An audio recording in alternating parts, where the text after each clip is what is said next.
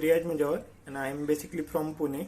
So I had joined 3RI Technologies classes 3 months back, and post that I got a placement after completing their whole training of Python and Selenium.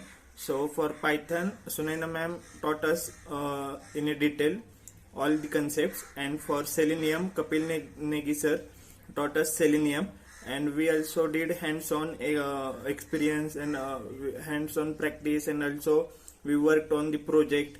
And post that I utilized all those learnings and cracked interview in one of the top 3 MNCs, and currently I am holding an offer letter of 10.3 lakhs rupees. So it's been a nice experience and nice learning journey from the 3RI Technologies. Thank you.